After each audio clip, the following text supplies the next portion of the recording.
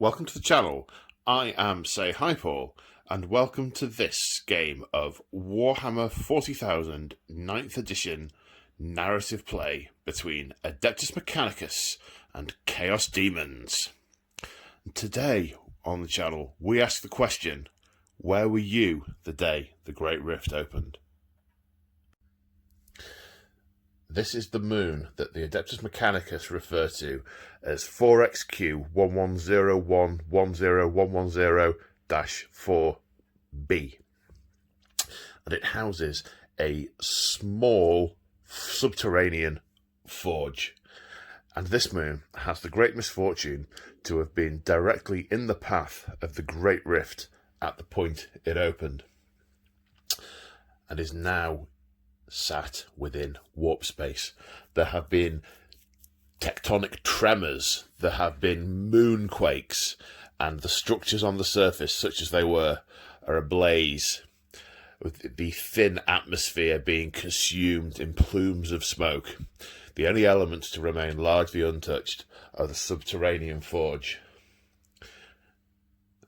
The Dominus in charge of the forge has run the calculations. He is aware that he is within warp space, and he's calculated that over time there is a 99.9984% chance that his forge will become corrupt and be twisted towards the enemies of the Omnissiah. This he cannot allow. He has also calculated that there is only a 0.00013% chance of rescue and recovery, and that's only in the event that a warp-capable ship was in the vicinity and has translated into real space as part of the rift opening. That also would have happened by now. So there is only one logical conclusion he has been able to draw. He's run the figures time and time and time again. In the course of 2 seconds, he has reached the same conclusion 19 times. The forge must not fall to the ruinous powers and must be destroyed. So, his resident warriors, his Scutari, his Cybernetica constructs, will move to the surface and defend the entrance to the forge, whilst the adept, with the Dominus having already set the machinery to overload the reactor and send it critical in order to destroy the forge. Now, the machinery requires time to build the associated power required. This forge has a low-yield reactor. The energy must be built up. It's not a simple case of turning off cooling systems. Now, the ruinous powers, they smell the anathema. They smell their adversary, that is the Omnissiah, and they are coming. And if they damage the machinery before critical power can be reached, the forge will not detonate and will fall to the powers of chaos, and will, in time, be turned over to the Dark Mechanicum and will start producing engines of diabolic creation that will be used against the Omnissiah's forces. So this, my friends, is a desperate last stand. The Scutari and Adeptus Mechanicus present must defend the entrance to the forge until critical mass can be reached. They must defend it from the demons, and then the Omnissiah's work can be done and the forge will be destroyed. So, wow, good stuff, eh? Looking forward to playing this one. Really looking forward to playing this one. So, for those of you who are new to the channel, just a couple of things before you settle down to watch that may affect your decision as to whether or not you want to do so. All my games are what I refer to as solo hammer. I play both sides. Yeah, interesting. It's come about due to lockdown, but I kind of like it, so I'm kind of sticking with it. My videos have a certain feel and certain theme to them. They're all low production values. I focus much more on the game than I do on keeping the camera steady and having flashy graphics and all those kind of things. I also ramble incessantly. I will go off on wild tangents and talk about all sorts of random things and share my thoughts with you all throughout the course of the battle. And the final thing to make you aware of is that I use a small number of house rules in my game, and I will give you a brief description of them. There is a video entitled Thoughts on 9th Edition and House Rules if you want more detail about why I do what I do. But to summarise, I don't apply any limits to pluses and minuses on dice rolls. I let characters charge with units. So if both a unit and a character are in coherency of each other and they're both going to charge the same target or targets, I make one dice roll and they either both succeed or both fail. That's how I do that. I don't use command point rerolls, and I don't put limits on the number of times a stratagem can be used in a specific phase. I also never use reinforcement points. There are a few other little bits and bobs I use, but I don't think any of those will come into it. My most important rule is that I apply what I call narrative common sense. If something doesn't feel right, I change it as I go along. If it's narratively jarring, if it doesn't make any sense, I adapt. So those are the house rules. So all that told, if this doesn't sound like your particular cup of tea, thank you for getting this far, but you might not want to watch. Okay, are they all gone now? Right, if you're still with me, so this is the scenario we're playing. We are playing Hold at All Costs. It is one of the open war scenarios from the main rulebook. Oh, that's not a good angle. I'm getting light shining on the forge. Yeah, this is my forge. This is my custom-made forge. This is plastic card cut into like a hatch. This is the subterranean access. So sometimes I use this as a production facility, and that's big enough for a land raider to come out of.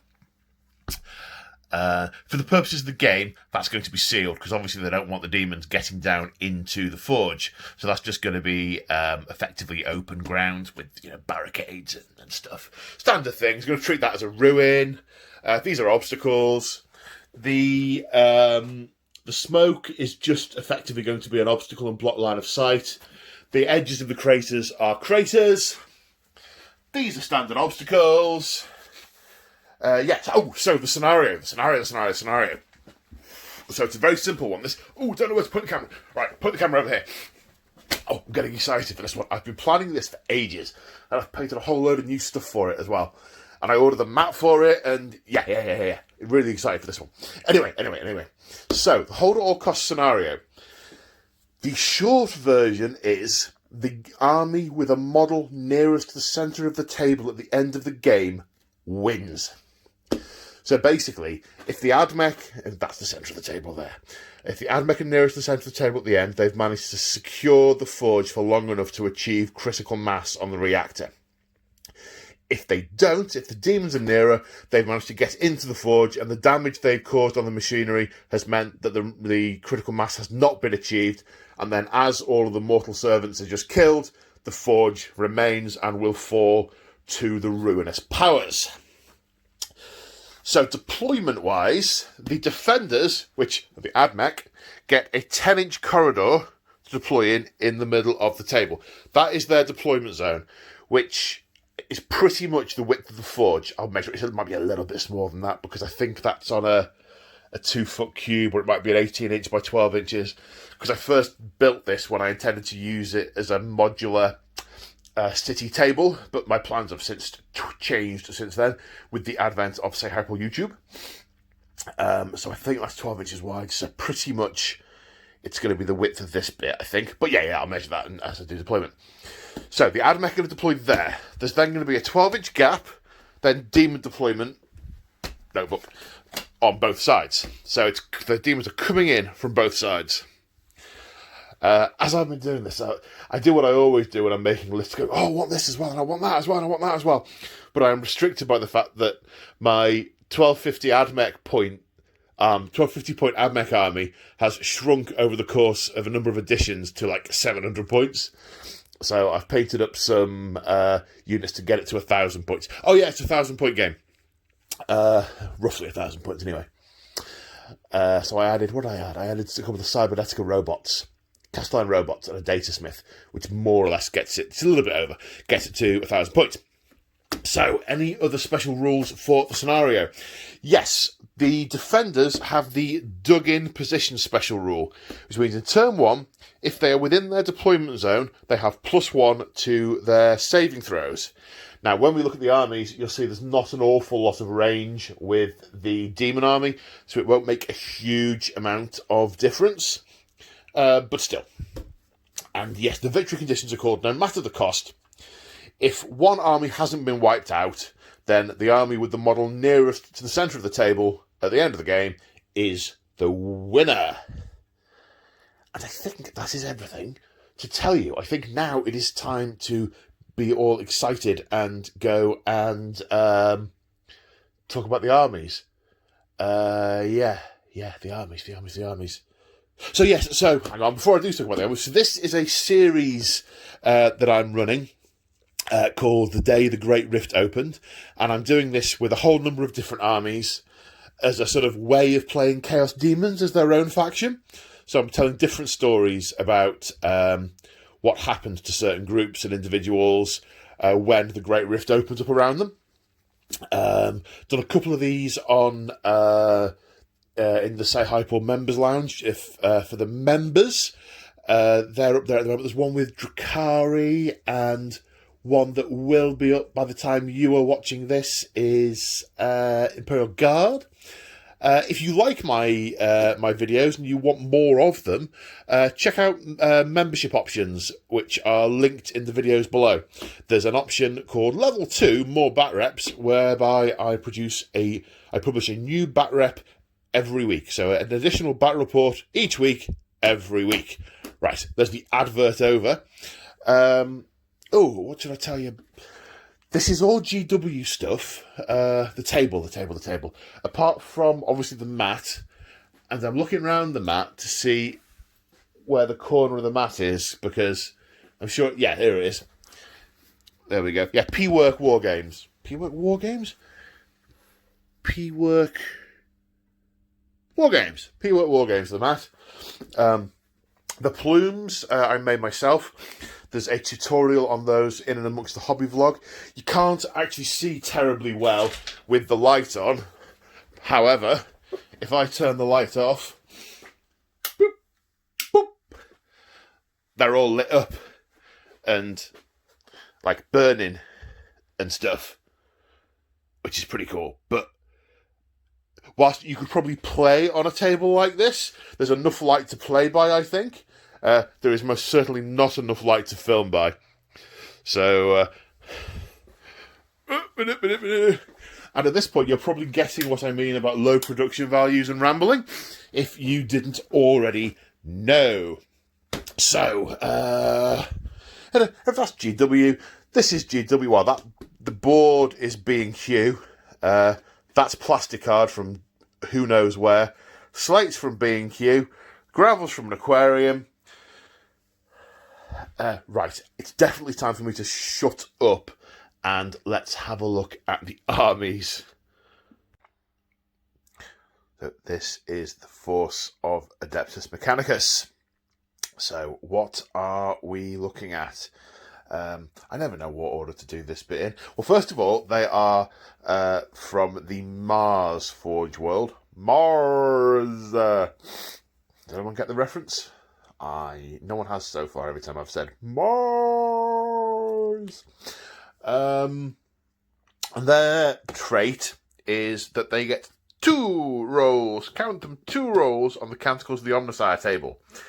Canticles of the Omnissiah is a list of 6 abilities, and they get 1 a turn. You can either pick it, in which case you can't ever pick it again for the battle round, or you can roll it randomly. Mars, if they roll it randomly, they get to roll 2 and apply them both, which is super nice. I won't go into the details of what they all are. I'll tell you that as and when they happen. So that's what they get for being of the Martian Creed. The army is led by a Tech Priest Dominus, this fine fellow here. He's armed with an Eradication Ray and a Phosphor Serpentia in his other arm. There it is, at the back there. What else? So yes, he is the Warlord.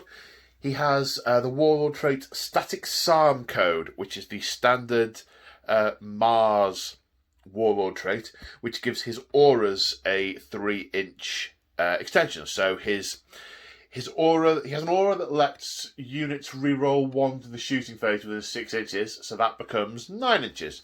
And given that they're going to be clustered up on that forge, that's pretty nice. He also has the Martian artifact, the relic called Anzian Pseudo Generator, which is basically like an overdrive generator for all his sort of mandibles and little electro arm things. The net effect of which gives him an extra D6 attacks at strength 4, -1 AP, 1 damage, which reroll wounds against infantry. So that should be pretty cool. Everyone seems to give these guys the Auto Carduceus of Ark and Land, which just means that when they heal, they do 3 instead of D3. Nah, boring. I'm going for the overpowered robo-tentacles that are getting all stabby and snippy. Okay, what else are we looking at? Excuse my voice, by the way. I've got a bit of a sniffle. So I apologise for the sniffling. But got a schedule to keep. Got to film. I was actually meant to be filming this last night. But the advantage of Solo Hammer is if I have got a bit of a cold, I can't give it to anyone because everyone in the room's already got it. I.e. me. Right, what else we got? So we have the second in command is a Tech Priest Engine Seer. He's kind of a normal human dude with a power axe and a servo arm. He can also heal vehicles up. So the vehicles in this instance being the Dune Crawler and the robots. I think he can heal other units as well. I think he can put wounds back on the servitors, but I'll check that as and when it comes up. I'm not sure if he can, but we'll check that. Over here to the right, we have the Sakaran Infiltrators. So these guys have taser goads and basically sort of machine pistols. I think they're called macro stubbers. They're basically 5 shots, strength 3 pistols. So these guys throw out 25 shots. And the taser goads do like extra hits on a 6. So these guys can infiltrate, and they are going to do that because these will have been roaming the moon, providing early warning and security. So they will already have been outside the forge at the point that they've had the data blurt that's told them what's going on. So they'll be making their way back over here, probably crawling through the surface shale and stuff, ready to pop up and pounce on the enemy. Troops-wise, we have a unit of Skitarii Rangers. They're armed with galvanic rifles, which are like strength 3, strength 4, 30-inch range rapid-fire guns. I think they're -1. They might be -1. They're definitely an extra -1 on a 6, a roll to win, but that won't really come up because demons. So there's 10 of these guys. There's 2 special weapons, 2 transuranic arquebuses, which are basically like ancient sniper rifles. They can only fire if they move, if they don't move. With an Orc pistol, which is an anti-vehicle pistol. So there is 1 vehicle in the enemy army, so it might come into effect, and a power maul. Now these guys are sort of they're called Rangers. They are the Rangers of the Skitarii. They scour the galaxy hunting down the world's enemies. So to my mind, these guys are sort of wintering over here. They on their quest to hunt down, hunting down a cult of a Negavolt cult. They've had the misfortune to have stopped here at this point in time, so they're forming part of the defence. We also have a unit of 10 Vanguard, the Rad Warriors, the core and backbone of the Skitarii. These guys basically have radiation guns, these things, rad carbines, which are assault 3 weapons. And on a roll of a 6 to wound or possibly hit, they become damaged 2 weapons. So they throw out loads and loads and loads of shots.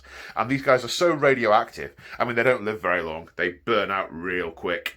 They have the nickname Rad Warriors because they have short life expectancies once they take on this role. But the radiation they give out reduces the toughness of enemies nearby. So if you're within think it's 1 inch range of these guys. You're at -1 toughness, which is kind of cool. There's a couple of special weapons in the... And I think there's a phosphor blast pistol and a power sword on this guy. Phosphor weapons ignore cover. There's a plasma culver, which is like a 3-shot assault plasma gun, and a couple of arc rifles, which are bigger versions of the arc pistol. We'll come to those if they come into play. And a Casafron Breacher squad. So these are battle servitors that are heavily armoured because their job is to go in first, take all the hits, blow stuff away, and like cut open bulkheads and doors and things. Now these are technically troops. I don't like the fact they're troops. They're only really troops because when the army were brought out in, I want to say 6th Ed, possibly 7th, there were 2 separate armies. Scutari was one army and Admech was another. And because back in the day you couldn't have, you only had one force organisation chart, you had to have troops. So for me, these are elites. They're only troops for historic gameplay reasons, so I treat them as elites. But they're multi-wound. The hydraulic claws are big damage. We've got 2 heavy arc rifles, so they're good, strong weapons in their own right, but they are super good against vehicles. And a torsion cannon, which is a strength 8, lots of damage, debris. It's to do with gravity and distorting gravity and letting it sort of grip and twist in different directions, ripping the thing apart, which is cool. We then have 2 Castellan robots with power fists and incendium carbines, basically heavy flamers.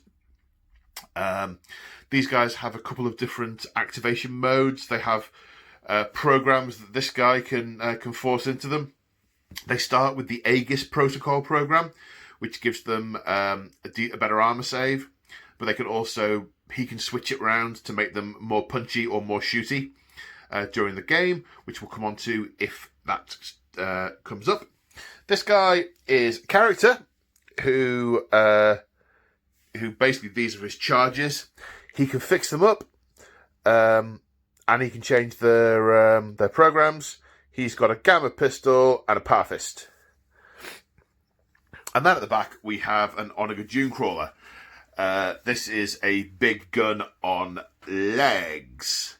It's got a neutron laser and a Cognos heavy stubber, and an enhanced data tether, which buffs the leadership of Admech nearby. Don't know how much use this guy will get. If I had magnetised guns, I'd have a different gun on it, but I don't. My future ones, I will be magnetising the guns, but I just put that one on way back when because it looked cool and it was super killy. Says my inner orc.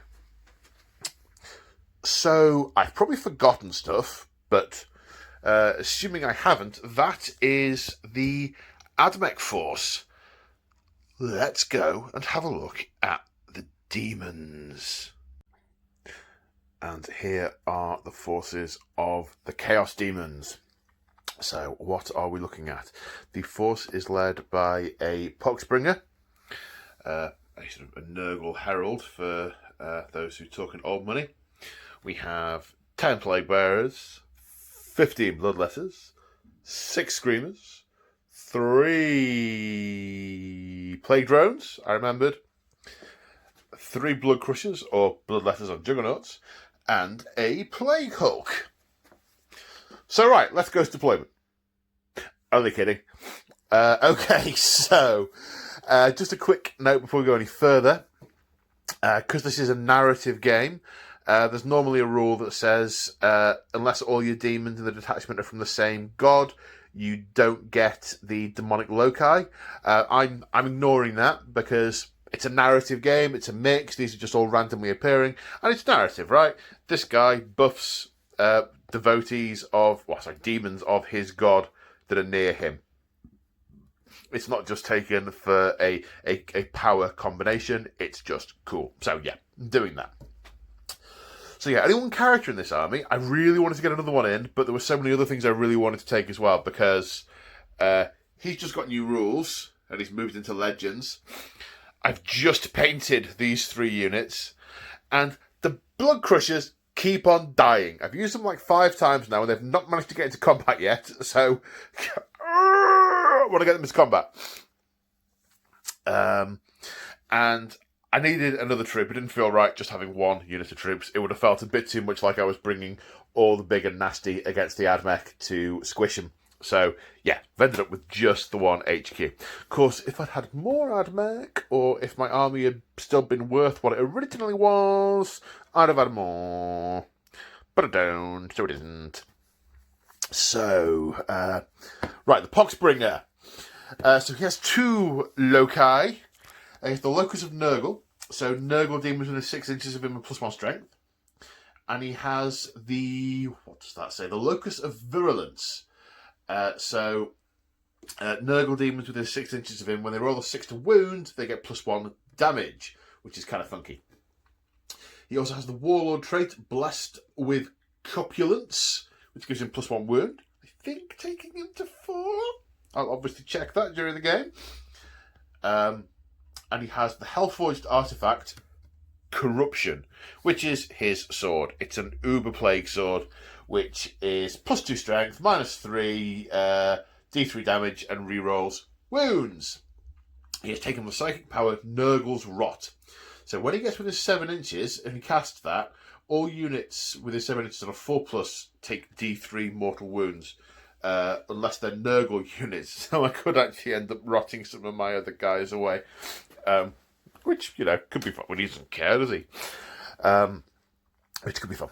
So, Plague Bearers, standard demon troops, except these guys are strength and toughness 4, and they've got disgusting and resilience. They shrug damage on a 5+.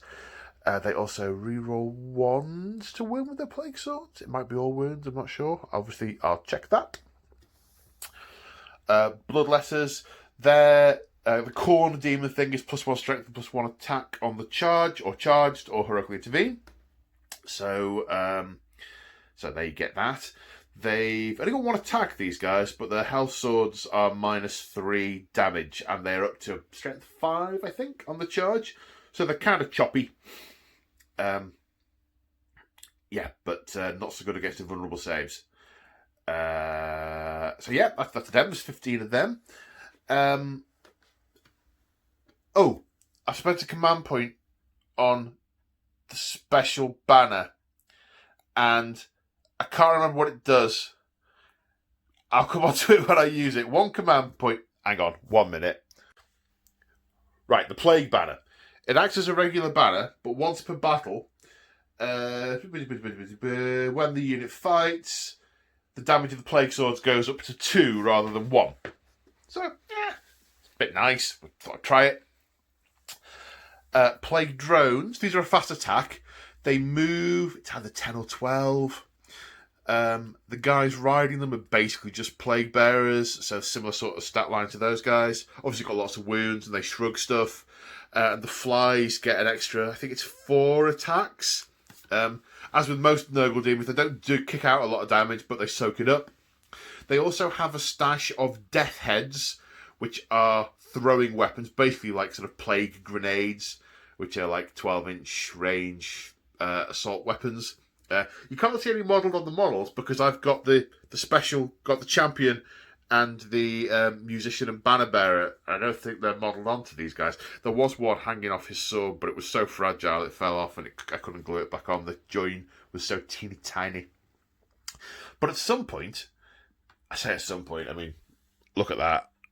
So it's got a lot of competition, but at some point, I want to expand these to make them a unit of 6 or 9 and make them a unit of 30. And yeah, I want to expand. So many plans. So many plans. Okay, so Screamers of Tzeentch. These are, again, fast attack. Their Tzeentch demon thing is they basically get +1 to their invulnerable save. So these guys, invulnerable save on a 4+. They're toughness 4, couple of wounds. They move, I think it's 12 or possibly 16. Again, I'll check. They're fast. And they have a couple of attacks each, and they're sort of high strength, low AP, lots of damage. I think, off the top of my head, +2 strength, -3 AP, D3 damage. Obviously, I'll check and go through that when we are doing the do with them. But they're basically super bitey with these lamprey jaws. super bitey. Run up, bite. I'll calm down in a minute. So the Blood Crushers are basically bloodletters. So they've got the basic attack line of these guys, but the Blood Crushers also have some like impact attacks and charging attacks, some additional high strength attacks.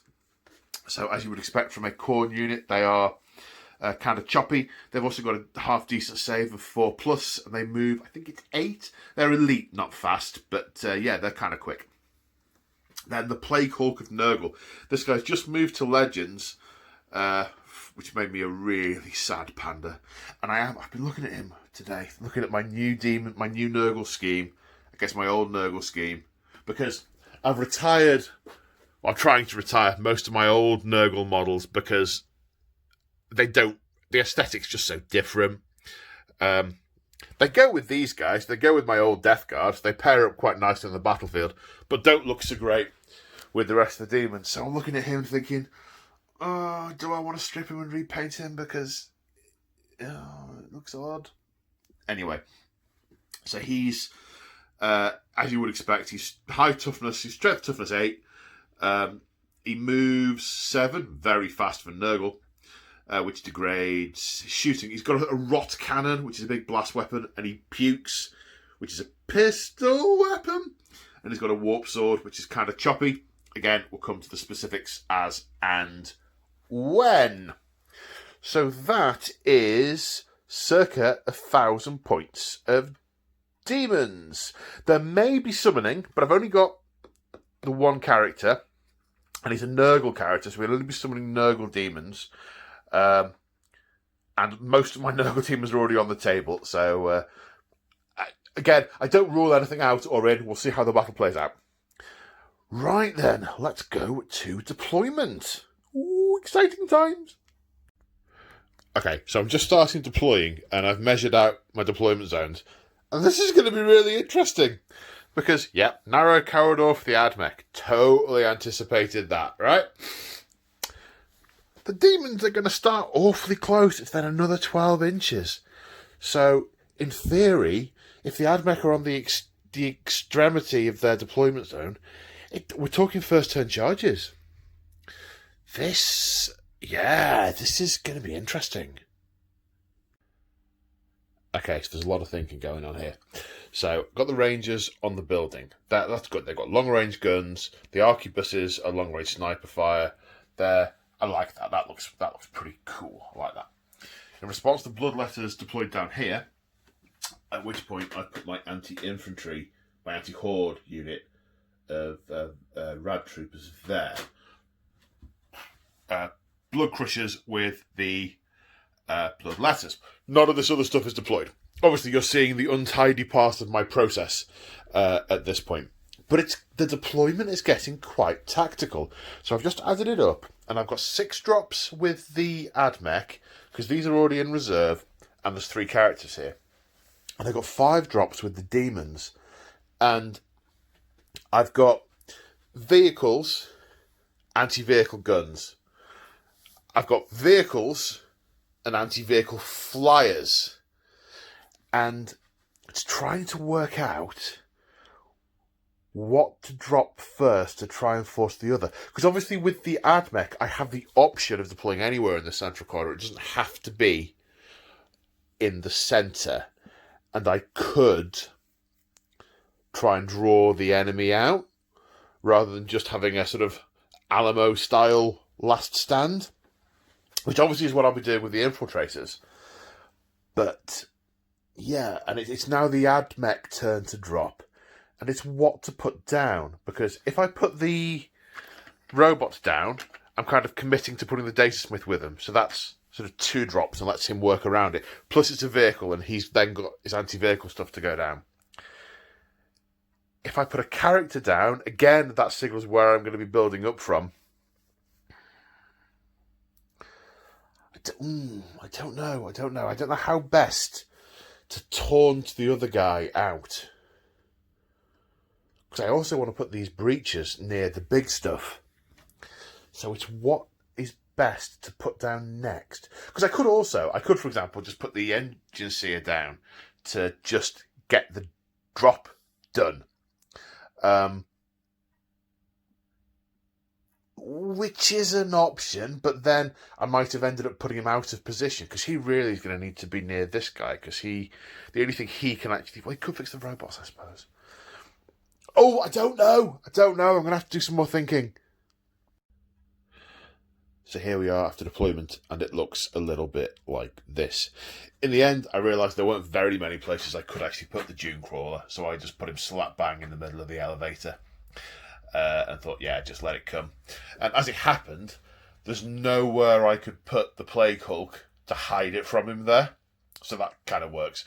Although the Demon guy has put his Screamers behind this line of sight blocking terrain that they can then fly over, depending on who gets turn 1. Oh, it's going to be interesting. Then it started to end up where everything was just being bunched here. So the Demon guy decided to put the Plague drones here so they could fly up and get these guys, because vertical distance of 5 inches is one of those things I use some narrative common sense to. These guys can fly, so they'll attack 5 inches. Super. Again, Plague Hulk wasn't down at the time, so the servitors went here with their anti-infantry weapons, anti-vehicle weapons, because they can also do some damage to these Plague drones. The Plague Hulk went down here, and I realised that I couldn't actually fit where the deployment zone was. I couldn't fit the robots inside the zone to run straight up to it and hit it. So I've kind of put them on the edge here with the Data Smith. So depending on who gets first turn and how it all goes, they can go one way or the other. And the Plague Bearers and the Poxbringer went over here on the basis that they're not going to be climbing up here. They want infantry, so they're going to come over here and start to hack these things up. And ultimately, there are living things inside that Dune Crawler, so in theory, Plague can be, they can breathe in the vents in order to pox them up during combat. So, yeah, it's looking quite interesting. The shape, the aspect of the bunker there, and where it is in relation to the deployment zone has meant nothing really could deploy in front of this. So this is kind of the back door. There's not a lot of targets around here, and there are obstacles to move over. Whereas here is more kind of direct. The Dominus went here in the end on the basis that it was most central. And they need to die with extreme prejudice, otherwise he might be toast early on.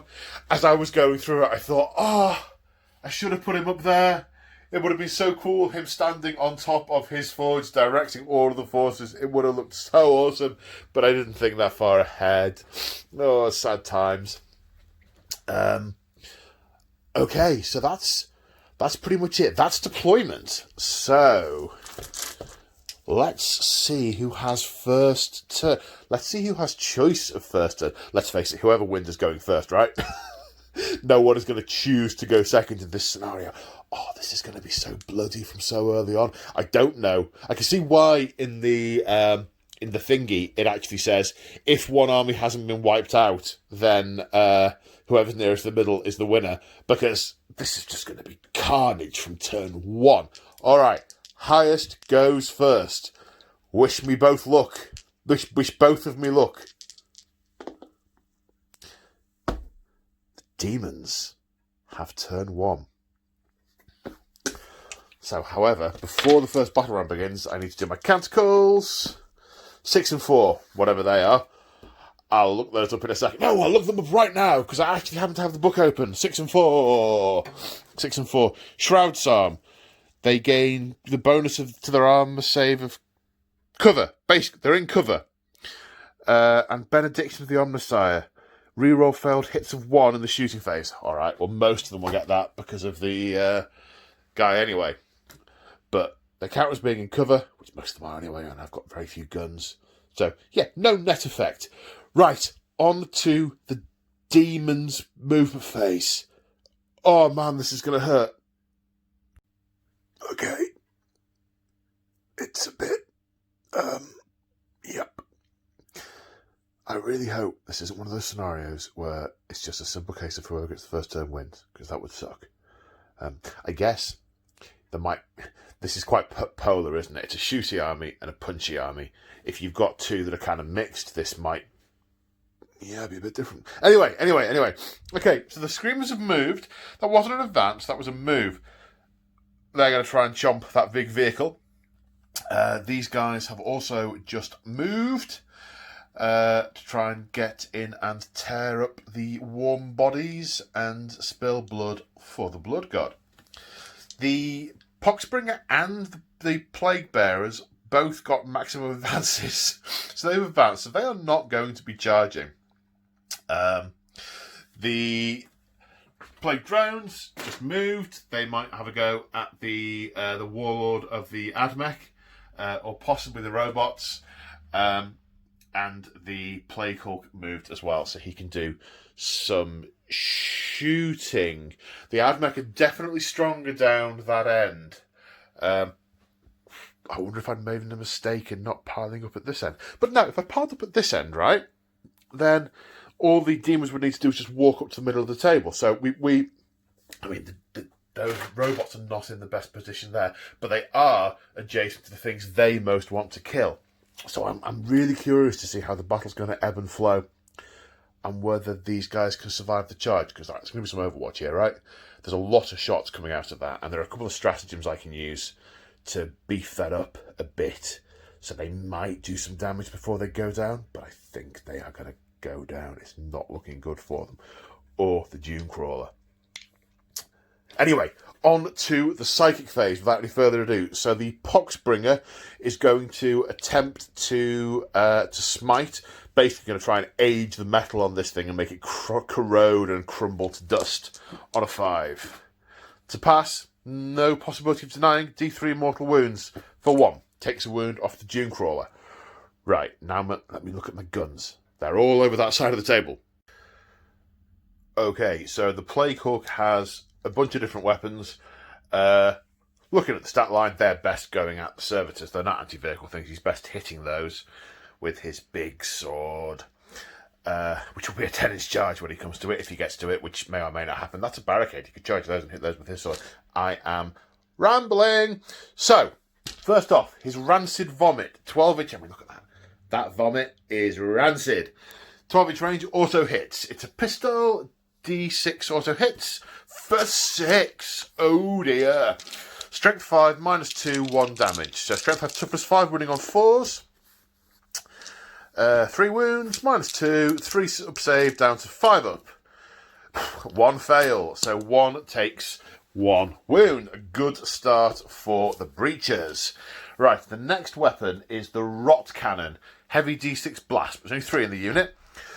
For 6 again. He is on fire. Well, he's not on fire. He'd be a siege team if he was on fire. He's hitting on... let's go 4+. 4+. For 5 hits. My word. Strength 7, -3 AP, 2 damage. Each time this attack is made against a weapon against a unit, you can re-roll the wound, excluding vehicle units. Are the Breachers vehicles? Quick check. No.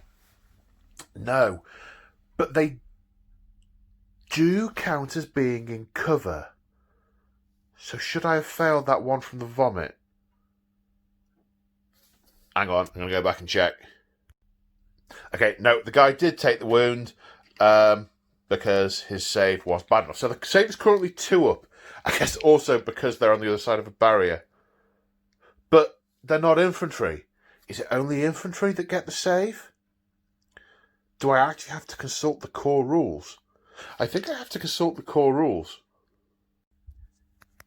Infantry, beasts and swarms. Right, that last 10 minutes was irrelevant. Good.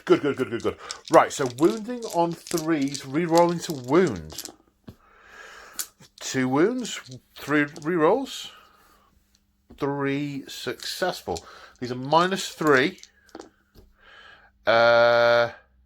They have bionics anyway, so 6 would be a save. So that's 2 fails, 2 damage each. These guys have got 3 wounds. The first one gets through and kills the one that was injured. And then the next one puts the last guy onto 1 wound remaining. Okay, right. Now to work out what to do with the death heads.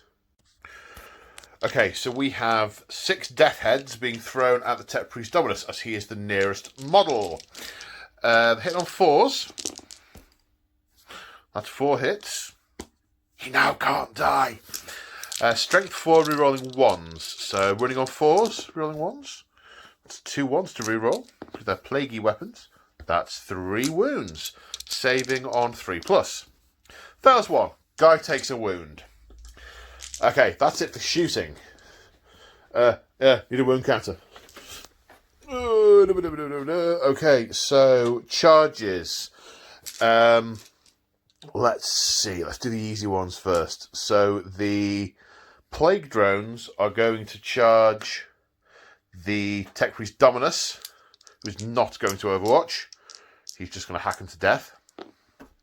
They're in. Move those in a minute. The Plague Hulk. I do want to attack the robots, but I also want to kill the... Right, he's a Nurgle demon. He wants to spread plague. They can't be plagued. They can be plagued, so he's going to charge these guys. It's a 7-inch charge because it's a barricade, which they are within 2 inches of, and he would be within 2 inches of. Now, do I want to Overwatch with these guys? No, I don't. No, I do not. Wow, he's keen. 12-inch charge. I could have made it into the robots. Ah, well. It was a narrative reason for going this way and for wrecking the terrain. I'm going to... You know what? Sod it. He could have broken the pipes. Right then. So, over here... the Screamers are going in against the Dune Crawler. They have the fly keyword, so they're going to go over that barricade. They only need a 3 or a 4. That's a 10. So they're in. I'll move them in a minute. Right, the Plague Bearer, the red ones that worship the blood god, the Bloodletters, are going to charge against the Vanguard, the Rad Troopers. Now they get +1 because they're playing some music as they go. I haven't measured it. Let's roll and see. There's definitely Overwatch. We'll see if there are other stratagems going to be employed as well. Right, 2d6. For 6 +1, so that's a 7-inch charge. Is that enough? So after measuring up, they are in by about half an inch because of that guy stood on the crate. He has brought them into the combat. Overwatch has been done. There are 2 5-up saves to take, 5 vulnerable saves. That's cocked as hell. That one's definitely a fail. 2 die on Overwatch. Right, I've moved everything else. Moved the Screamers, moved those. Right, so move the Bloodletters now. Right, now the dilemma is who to find. I mean, look at the entire demon army, bar 1 unit, is on them. All red. I mean, look at that. Look at the camera over the top. Goodness me. What a state. They've basically come out, braced for impact, and they've been set upon immediately as the Materium opens up. Is just there around them. These beings of ethereal energy instantly just taking form and leaping on them. Right, now the dilemma is where to start. Because there are interrupty options. The Dominus is potentially quite hitty against these things. They've got hydraulic claws. They're potentially quite hitty against him. And although they're only strength 3, these are only toughness 3, they could actually knock half a dozen off those Bloodletters before the fight, which might make a bit of difference. So what do I most want to destroy? Let's go with the Plague Drones attacking the Dominus first. Okay, so first of all, the Riders are attacking with their Plague Swords. 2 on the champion, 1 on the other guys. Hitting on 4s. No hits. Okay, that was a bust. Right, now the Rotflies are using their proboscises, which sounds very unpleasant, to attack. 4 attacks each these guys get. So hitting on 4s. That's half. That's good. That's good. The statistics are appeased. These are strength 4, reroll to wounds. So wounding on 4s with a reroll. So they're 4 fails. Reroll 4 successes. No AP, so it's saving on 3 plus, but they are damaged 2. So if 2 get through, he is brought down. 1 gets through, he is down to 2 wounds. Down to 2 wounds. Now, I need to have a little bit of a mull and decide, or maybe I should mull on camera. These guys with the hydraulic claws, they'll do quite a bit of damage to him. Although, he's just going to get jumped on and pummeled to bits by them next turn. So actually, maybe the thing I want to do is reduce the damage over here. Maybe I want some Skitarii next left next turn. Because, yeah, I don't want to be swarmed over here. If the demons control this half the table, it's going to be very difficult to get near the centre because of where that building is. Actually, so that is the key battleground. So, yes, I'm going to interrupt with the Vanguard for 2 command points. And I might look to see if there are any other command points that might make this a bit easier on them. Okay, so I'm super excited to see how this ends up. Because 2 command points to interrupt. Great. 1 command point on Conqueror Doctrina Imperatives, which means that I get +1 to hit. However, if I'm under the effect of a broad spectrum tether, which I am because I'm within 3 inches of the Dune Crawler, I get +2 to hit. So I'm hitting on 2s. Now I am strength 3, but because they're within 1 inch of Rad Troopers, their toughness is -1, so they go down to toughness 2. So I have a total of 9 attacks, 2 of which are with a power sword, hitting on 2s, wounding on 3s, saving on 5s. How much damage can I do? So, 2 power sword attacks, hitting on 2s, 2 hits. I was also tempted to try and change the thingy to get to be able to reroll 1s to hit, but I thought that was a bit excessive. I've spent 4 command points on this unit already in my opponent's turn. Right, but with the choppy chop sword, I am strength 4. They're toughness 2, so I'm wounding them on 2s with that for 2. So that's 2 5+ saves. Now the attacks with the rest of the guys. Hitting on 2s, cursing the 5 1s. 5 what? Omnisire. Wounding on 3s. 1! Omnisire. Jeez. Saving on 5s. 2 set 1. 1. We killed 1, guys. 3 command points. 1 died. Okay. I got to feel a little bit hard done to by that. 5 1s to hit. And then... Oh, okay. That is definitely a stretch of the statistics. And I was so excited. So, across the Overwatch and the fighting, I've taken out 3 bloodletters at a cost of 4 command points. Okay. Right. Demon's turn now. Right, demon head on. That was good. That's pleasing. Yes, the blood god wants us to kill these things. Blood for the statistics god. Right, the screamers have some stats that I need to look up. Okay, so screamers have 3 attacks each, hitting on 4s, which is unusual for Zeech demons, but they mostly hit on 5s. But I guess they have no gun. So, hitting on 4s. With the lot of attacks. That's a lot of misses. Maybe the statistics god is going to come back to us here. Right, they are +2 strength with the Lamprey bite, giving them strength 6. Now, if they were near some Tzeentch characters, or if they'd been buffed by Tzeentch spells, you could get them quite a bit higher. But they haven't. They are standalone. So, against the Onagers, toughness of 7, they're wounding on 5s. Well, okay. Alright. Bit statistics are rounding out. And they are -3 to damage. So 2 saves of 6. 2 saves of 6. They did nothing. Nothing! Okay. That makes me feel a bit better. As if only this were an anti-infantry machine rather than a one-shot anti-tank killer. Right, what next?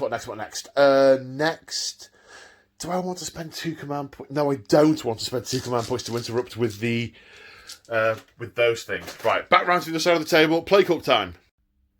Right, this might be quite quick. 5 attacks with his warp sword, hitting on 4s, re-rolling. 2 hits, re-rolling, 3 hits. Strength 8, wounding on 3s. 3 wounds. -3, saving on 6s. 1 save. Flat, 3 damage each. Kills 1, kills 2. Unit goes splat. Okay, Tech Priest Dominus. 3 attacks with his Omniscient Axe. Hitting on 3s, so that's 2 hits. His Omniscient Axe is strength. 1s don't cut it. I didn't look up the guy's strength. D6 attacks with his Relic for 5. Hitting on 3s. 2 hits, strength 4, toughness 5, wounding on 5s. 1 wound, 1 save of 5+. No. Disgustingly resilient. No. One of them takes a wound. A wound. Just the one. Just the one wound. Just the one. So on the charge, 25 attacks with the Bloodletters. Sucks to be those guys. Hitting on 3s. That is a lot of misses. That is a very high proportion of misses. But you know, out of 25 attacks, that might not make that much difference. That's more than half missed.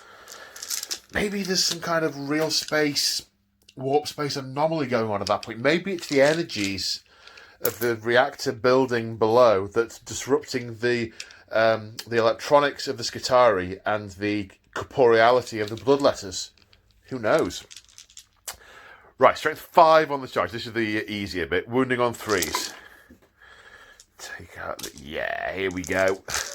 -3. There's also something that happens on 6s, does 2 damage, but they're only 1 wound model, so it doesn't make a difference. -3, so Bionics saves of 6s. Or die. 2 saves, so that's 2, 4, 6, 8 dead. Oh, 8 dead. And I kept alive the 2 that were furthest away from the violence, it seemed right, and the Bloodletters then piled into them. The Dunecrawler attacked back and did no damage to the Screamers. So, the Vanguard lost 8, but they're at +1 leadership because they're next to the Dunecrawler.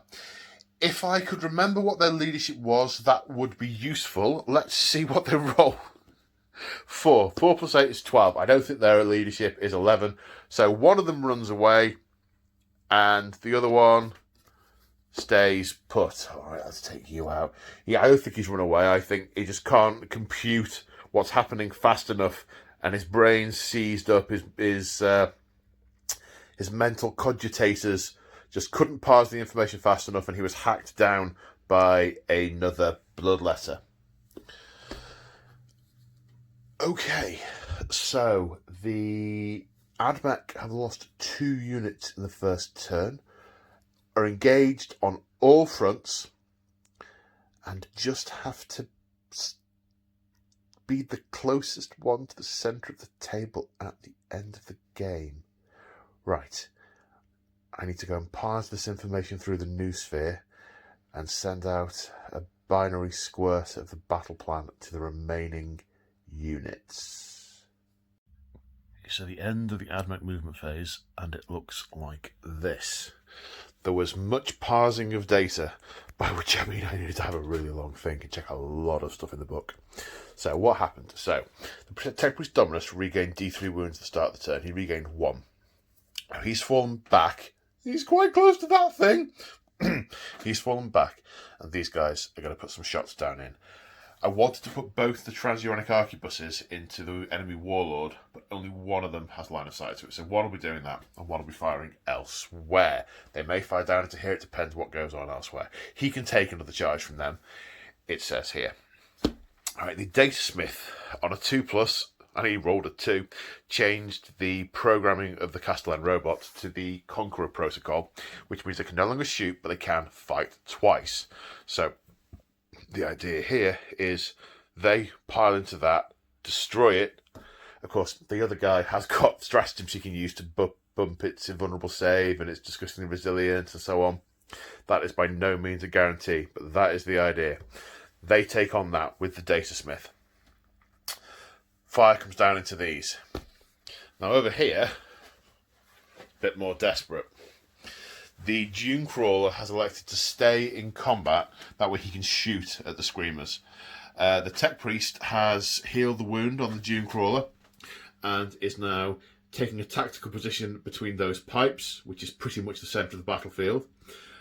So what that kind of does is it limits the number of models that can actually attack him at once by having both sides kind of protected. He's sort of hid between those two pipes. The remaining Skitarii has backed off. He's not going to be shooting, but he has backed off. Now, some of these guys can put fire down into these Bloodlessers. The Dune Crawler, the Rust Stalkers, the Infiltrators, the Sakaran Infiltrators have emerged over here. Now, with some judicious measuring and placement, the range of their flechette blasters is 12 inches. Now, obviously, they can't be within 9 inches of an enemy model when they appear. So it just so happens that with that guy being there, the unit can get in range of that unit to fire their flechette blasters. So hopefully they'll do some reasonable damage there, and then maybe some of the shots from here will go down, depending on what happens. This firing will obviously happen first. Then, in theory, these guys have some charge options. There's a 9-inch charge there, there's a 9-inch charge there. We'll see. There's only a 1 in 3 chance of pulling it off. We'll see what happens with that. So, that is all the theory. So the first thing I'm going to do is fire with the unit that only has one target.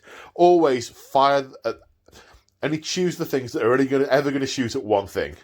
And that's these guys. 25 flechette blaster shots in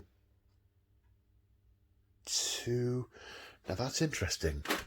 How close do they have to be to the Rad Troopers to get the minus to their toughness? Is it 1 inch? Or is it 3 inches? Live excitement here. Castellan robot. No. Don't care about those guys anymore. Quick. Tell me. Skitarii Vanguard radiation. 1 inch. If they were close enough, I wouldn't be able to shoot anyway. Oh, well, that was a nice thought. Right. Dice. Gun time. Right, 25 dice. I did think about spending a command point to make me hit on 2s, but they're going over. Hang on. That's better. But I've decided it wasn't worth it, and I am re-rolling 1s anyway because of my canticle in the first battle round. Yes, it is still. This is the first battle round still. Right, hit on 3s, re-rolling 1s. I don't see any... 3 1s. 3 1s. Alright, taking out the 1s and 2s.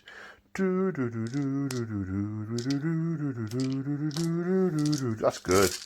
That's really good. So good. It's always good if you can't pick up the wounds in one hand. Wounding on 4s. That's good.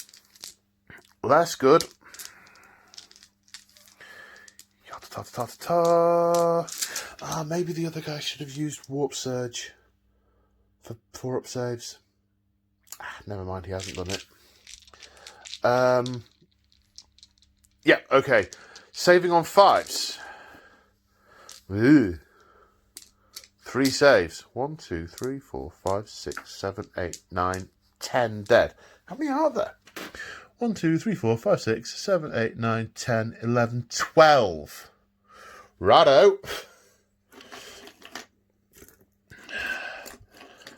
Leave these 2 left. They are going to be incoherency.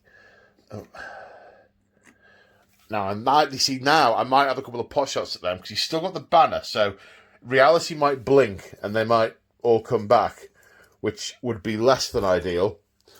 But, Right, let's fire this guy. He's got a Cognos Heavy Stubber, which is only going to hit on 4s because he's locked up in combat. So, hitting on 4s. 1 wound, hit, wounds, save for 4+. Yes. Alright, D3 shots for his neutron laser. For 3. Hit on 4s. No. Oh, reroll the 1. It's a hit. Running on a 2. So wound, saving on a 4? No, and that does at least 3 damage. That vaporizes one of them. Enough calamari out there to feed a lot of people. Right then. Pistol from the engine seer into the bloodletters. Last pistol. Reroll 1s. Hits, win on a 4. Wounds, die, demon. Save on a 5. Saves. Right. Now, what else? There's no other shooting over. That was a gamma pistol to shoot at the Plague Hawk, which misses. I'll check that. I think that's a miss. Right. Now, just the Rangers. Now, let's work out what to do with the Rangers. Okay, so the dilemma with these guys is they're in rapid fire range of these, but they're the plague drones, but they're toughness 5, and they're going to strength 4. So I won't wipe the plague drones. I could, however, wipe the blood crushers. However, there's only one of them in rapid fire range. So I don't know whether to trust that the Dominus can withstand another charge from the plague drones, and try and wipe out the bloodletters. These things, the blood crushers. Boop. I'm in a target-rich environment. Well, the plague bearers, they can stay there. They're staying there. What I know for certain is that these two are firing at those. The Aquabuses are firing at the blood crushers, and the pistol. What do I know for certain? Right, okay. Let's do this. Let's make this neat, shall we? I say neat. I mean, by which I mean let's split fire everywhere, because that always works. Let's fire the pistol and 2 guys who are in rapid fire range of those bloodletters. Let's try and kill them. The 2 Aquabuses into the blood crushers. Maybe I'll get 1. And everything else rapid fire into the plague drones. Yep, we're totally doing that. Right then. Oh no, I need red dice. Oh, I've left them over there. Right, I'm going to have to slum it with the black dice.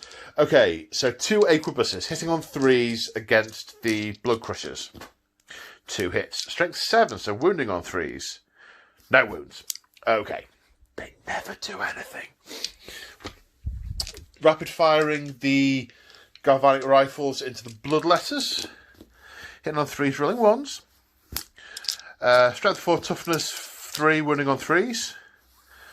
3 wounds, saving on 5s, 1 save, 2 dead, they are gone. The pistol shot is, I say wasted, it's pulverised them simultaneously with the other guys. Good stuff. Right, now a win here will be if we can kill one of these things. So how many have we got? 2 fired into there, so 5 have fired, that means there are 5 left. So I need 10 dice. 10 dice. Alright, we're hitting on 3s, rolling 1s. 3 1s. Which one was the miss? I think it was that one. Hit on 3s. Right, wounding on 5. This is the tricky bit. 2. It's got 3 wounds left. 5 up save. Yeah, it's fine. Okay, so I killed the bloodletters. They are not going to pop back. That's good. That's a good start. Yeah, right, okay. So, I'd like to charge... I think we are on charging now. I think everyone's fired. Everyone's fired who can fire. I'd quite like to charge the infiltrators into the blood crushers, because I think I could get super killy on them. But the 9-inch gap, I'd either have to go through that lump of terrain. Basically, it's going to be a 10-inch charge, because the nearest guy is going to have to go round it, so it's the next nearest guy is going to have to go. So I need a 10 to get them, whereas I need a 9 to get into the screamers. So I think I'm going to charge the screamers instead, try and free up the onager to maybe shoot next turn. These guys will be in combat next turn. No Overwatch over there. Now, I might as well roll it here. I know I need a 9 because I came in. The 3 is not a 9, so they are not in. The Castellan robots are going to charge... Castellan robots and the Data Smith are going to charge the Plague Hulk as a single, as a oneer. And the Plague Hulk is going to Overwatch, because he's just going to vomit on them. Okay, are they in? Yes, they're in. God, are they in with an 11-inch charge. Okay, D6 vomit for 1. Strength 5. Doesn't successfully vomit, but he does get to shoot with his blast weapon for 1 shot, which hits. Doesn't wound, though. Right, move charges.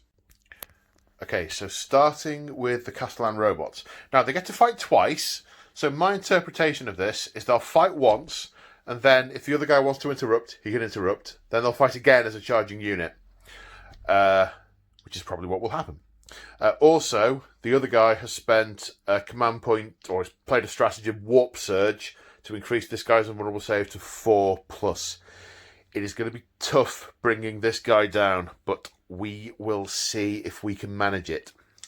Okay, so first off, 3 attacks each, 6 attacks, hitting on 4s. Let me just check to see if there are any stratagems that I can use to buff these guys. Right, nothing that I can see. Okay, hitting on 4s. 0. 0 hits. Yeah, okay. Right, well, the Plague Hulk's going to interrupt. Black dice. He hits on 4s, re-rolling with his Warp Sword. 2 hits, re-rolling. 3 hits. Strength is currently 8 against toughness 7. So 3s to wound. Does he re-roll wounds with the Plague Sword? No, it's hits with the Warp Sword. It's not actually a Nurgle weapon as such. It's a generic demon weapon. So only 1 successful wound. -3, so they saves on a 6. No, 3 damage. So one of them goes down. Got 6 each? Yeah, one of them goes down to 3 wounds. Alright.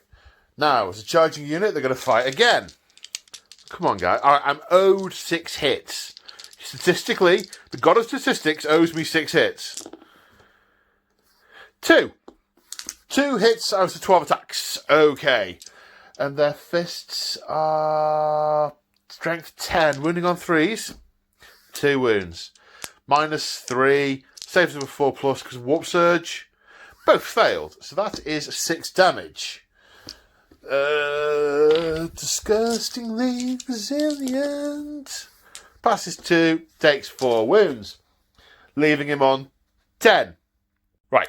Come on, Data Smith. Come on, son. You can have him. It's actually statistically impossible, but come on. Hitting on 3s, 2 hits. With a Power Fist, Strength 8, wounding on 4s. Come on! No. He probably destroyed a massive, rusty, hulking bit that just wasn't necessary. It's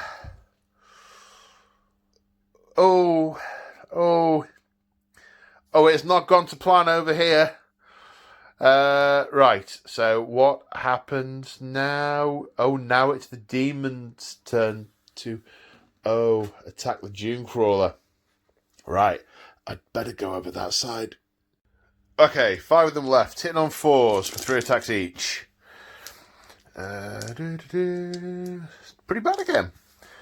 Wounding on 5s, strength 6, toughness 7. 1 at -3, saving on a 6. Saves! Well, he got off lucky. Right, let's do his 3 attacks back. Come on, you can... No, okay, that wasn't worth it. Right.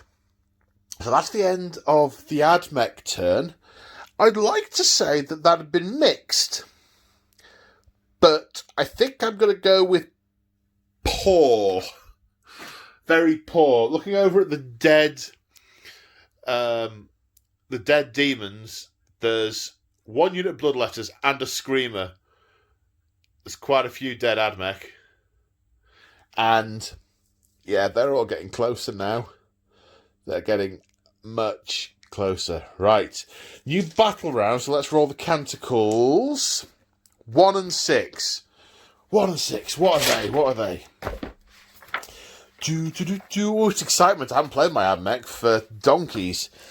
Incantation of the Iron Soul. Reroll failed morale. That could be handy. And reroll failed hits of 1 in the shooting phase. That could also be handy. Which is called Benediction of the Omnissiah. Right. Now let's see what the demons do in their movement phase. So this is what it looks like after the demon's movement phase. Not a lot of movement at all. The Plague Hulk has turned around to face his attackers. The drones have kind of buzzed around a little bit, ready to have another go at the Tech Priest Dominus. The Plague Bearers have swarmed towards the centre of the table, aware, trying to dodge the clicky-clacky, standy feet of the big thingy, so not got too close because of that. The Blood Crushers sense blood they intend to crush, so I've come over here, and that's it. That's pretty much it, like.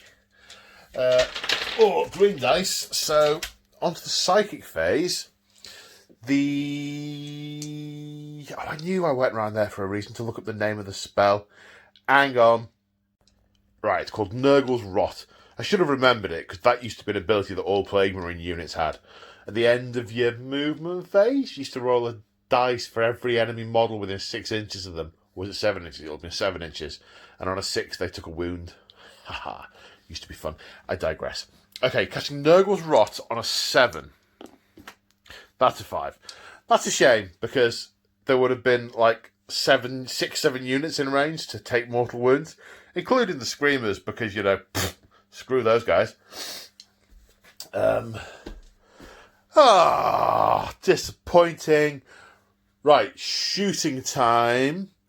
So, we have got... I'm going to use some green dice for the Nurgle guys now. Over here, we have got 6 death heads being thrown at the Tech Priest Dominus. Hitting on... Is that 6 dice? It is 6 dice. Hitting on 4s. 4 hits. Wounding on 4s, rerolling 1s. Reroll that 1. 2 hits. Saving on 3+. Oh, it's failed. It's down to 2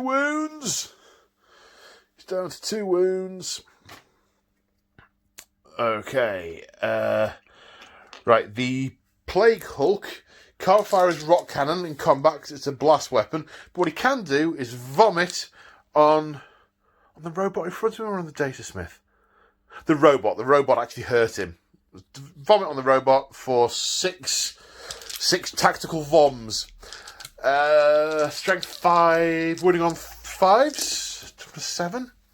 That's 2. -1. Save on 4s. 1 save, 1 fail, down to 2 wounds. Which will make no appreciable difference because his melee weapon is a 3 damage weapon. But, it was fun. So, the Blood Crushers are going to charge them with a 9. No Overwatch because we've got fairly few command points left, and these guys are toughness 4. Alright, so they're in. Right, so charges first. I need to... Is that really all the shooting? And the charging? It must be. It must be. Right. Okay, charging units first. I need to acquire a book.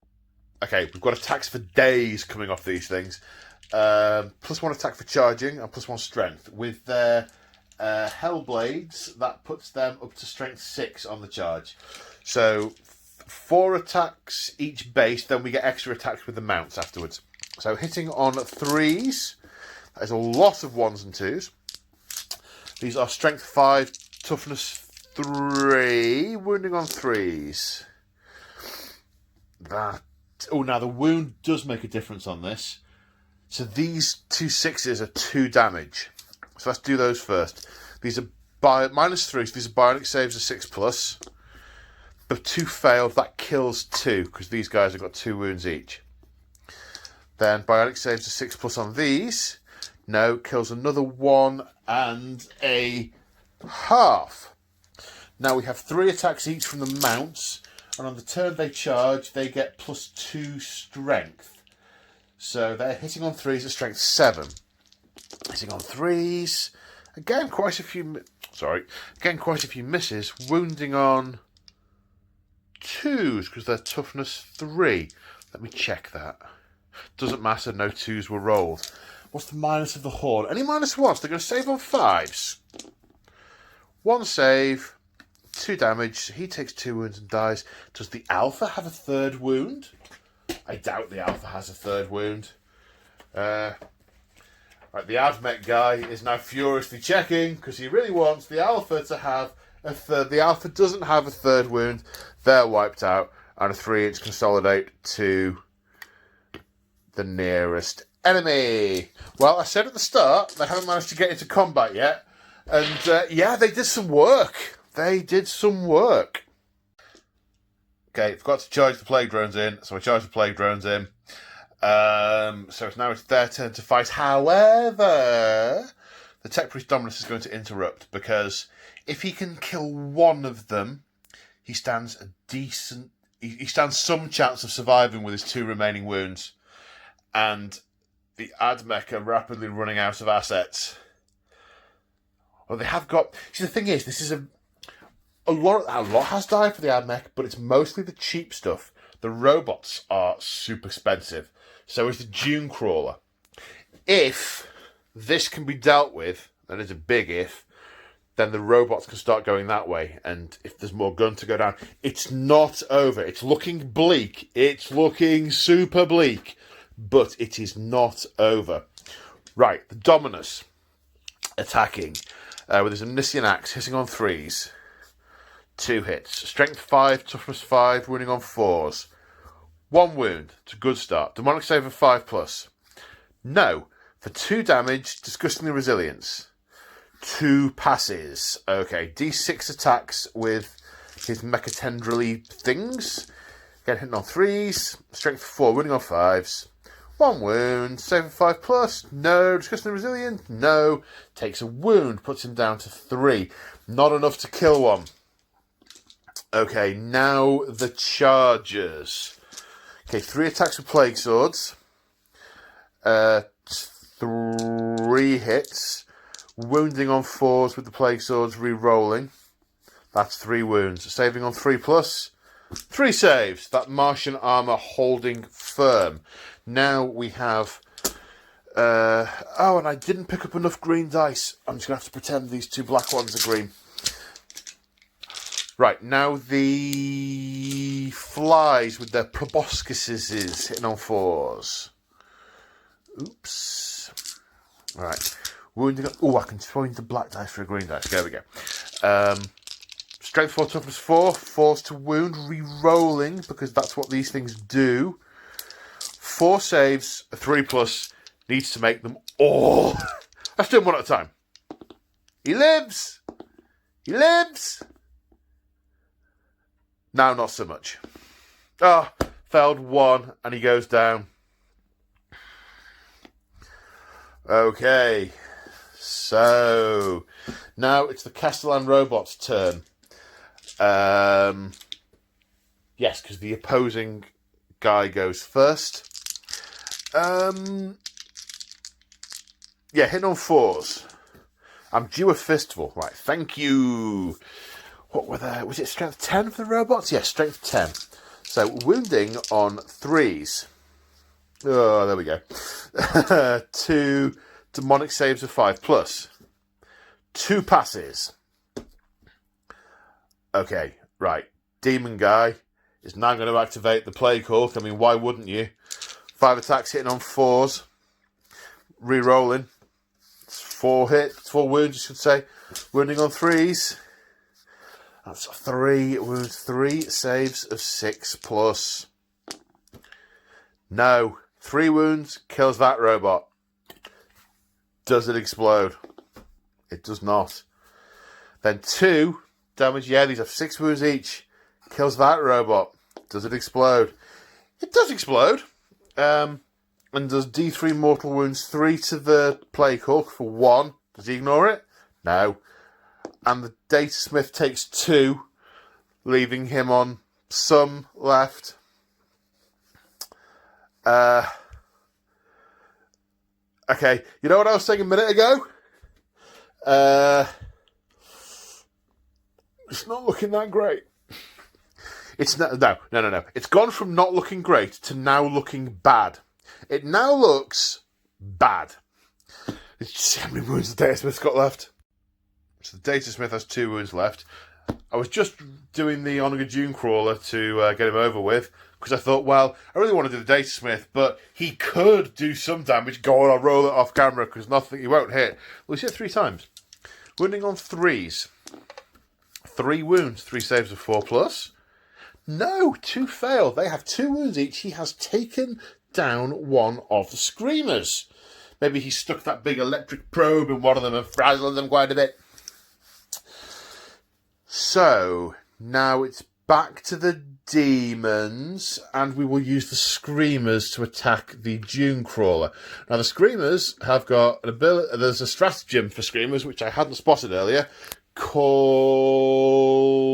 I'm holding the wrong book. Called Lamprey Bite?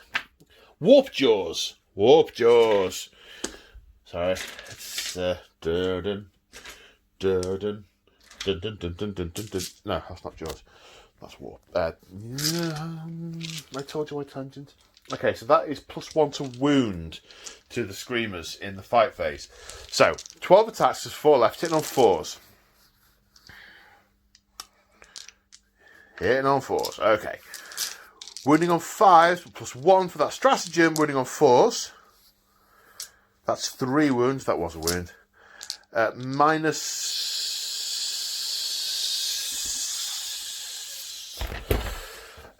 minus didn't get the page right. -3, saving on 6s. 2 go through, 4 damage to the Dune Crawler, taking it down to 7 wounds, but that does not bracket it.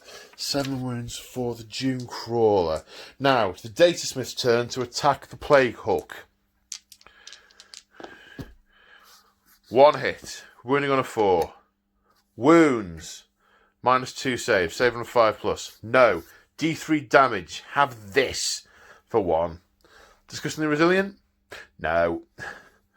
Down to 8 wounds now on that thing. Let's get the 7 wounds on the Dune Crawler. There we go. 7 wounds on the Dune Crawler. I've also realised I didn't declare my charge over here. What are you playing at, Paul? Right, this is a charge. I'm going to do it now because, you know, narrative. Actually, no, because then they'll be going into the Dune Crawler and that will have changed stuff. All right, no, I won't do that because I've left that too late and it could affect units that have already fought. Ugh. Oh, frustrating when you forget things, don't you find? Especially when other people get to see it, because this will get like 5,000 views. Right then. So, that's the end of Demons Turn 2. Turn 2. Demons Turn 2. That's the end of Demons Turn 2. And now it's time for Admech Turn 2. See what we can possibly try and recover.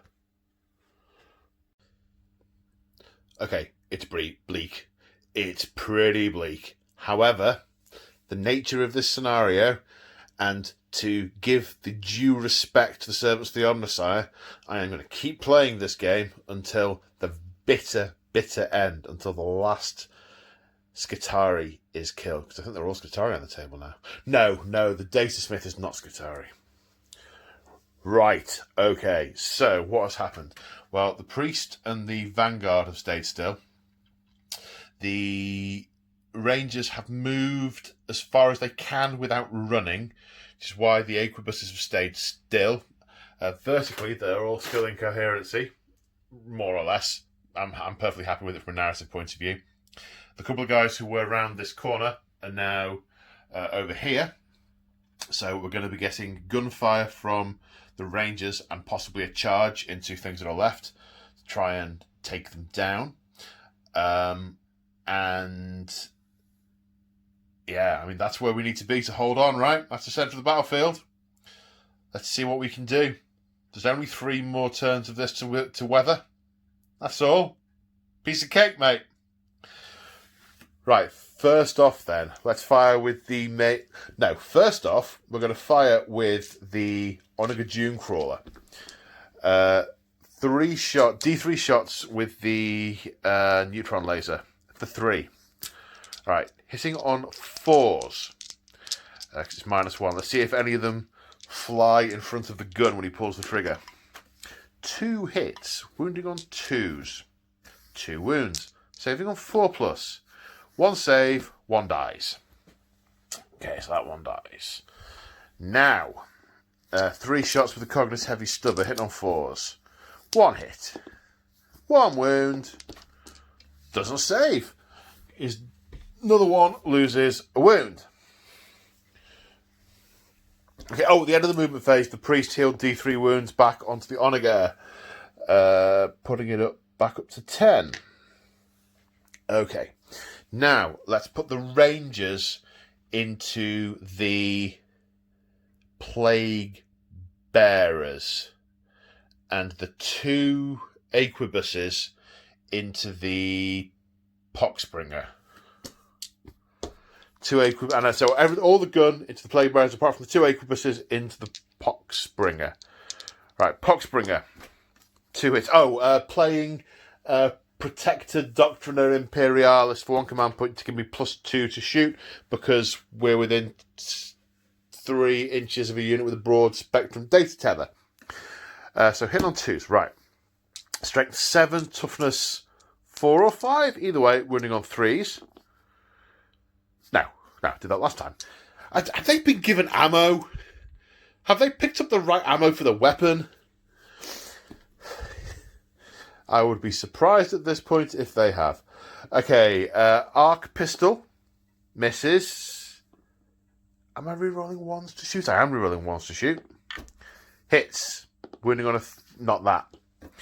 Jeez, they have got duds. Okay, can they get line of sight up there? First guy can, the second guy can't. Right, the guy that can't will go into the Blood Crushers for 2 shots. 1 hit, 1 miss. Wounding on 4s. 1 wound. Save. That was a 6 to wound, which means it's 2 damage. It failed to save, so that one's got 2 wounds left. Okay, right. Now all the other guys, which there are 1, 2, 3, 4, 5, 6. So that's 12 shots. Let me get the dice ready. Right, I lied. That wasn't 2 wounds. It was -1 AP, which doesn't matter. Not given he failed to save. Okay, 12 shots. Hitting on 2s, rolling 1s. Reroll that 1. Right, they've all hit. Good start. Wounding on 4s. I meant to say, the other guy spent 2 command points on Fecundant, a locus of fecundacy, meaning that any Nurgle unit... Sorry, I'm losing a book off the table here. Any Nurgle units with 6 inches of him reroll disgusting resilient rolls of 1. Hashtag sigh. But you got to, right? I got to play both armies. Got to try and win. I'm clearly favouring the underdog at this point and make no apologies for it. Demon saves of 5+. Make 3. Discussing the resilience. No. 4 die. Take those 4 from the back because they're plodding forward. Actually, no. These guys don't race over each other like demonettes and bloodletters do. These are slow so-and-sos. I'm going to take the 4 from the front because these guys are slow. Come here. Right, some casualties. Do we try and kill the Warlord? Because that has opened him up. Not intentionally, but that is what it's done. Yeah, we do. Well, hang on, were they discussing the resilient rolls? Oh, they failed anyway. Yeah. So much to remember, guys. Right, the Plasma Culvener is going to fire at the Poxbringer, overcharging, hitting on 2s, rerolling 1s. 4 hits. So that is strength. It's one of these books where it doesn't have all the weapons that you can equip the unit with next to them. You have to look in the bit at the back. It really, really grinds my gears. Right, strength 8, -3, 2 damage. So it's going to wound him on 3s. Okay, it's just not their day. It is just not their day. Las Pistol. It may as well go into a Plague Bearer. Reroll a 1. No, 1 again. Oh, it's not your day, lads. Alright, Gamma Pistol into the Plague Hulk. Hits. Wounding on a 5. Wounds. Save of that. Invulnerable save of that. Okay. The fight? The charge phase? I will either charge this turn or get charged next turn. If I charge this turn, I keep him further away from the centre of the battlefield, but I am not going to kill them all. So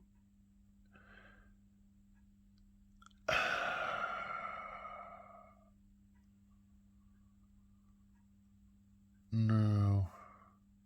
Oh, it's a dilemma, guys.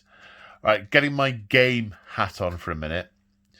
If I charge with the Rangers, then the Tech Priest Dominus has then got units on either side. The Tech Priest Engine Seer has got units either side of him, so can't be targeted with the Death Heads that are going to come around the corner in a minute. Which is good, but I'll effectively lose all my shooting. And whilst these guys, in theory, should have done a number on the Blood Letters, they will not do a number on the Plague Bearers, especially not with a character there. And these guys are going to be up to strength 5 in combat. But what else am I going to do? Because if I don't, I'll be charged next turn. I'll be psychicked next turn. I'll be psychic next turn anyway. That is going to hurt.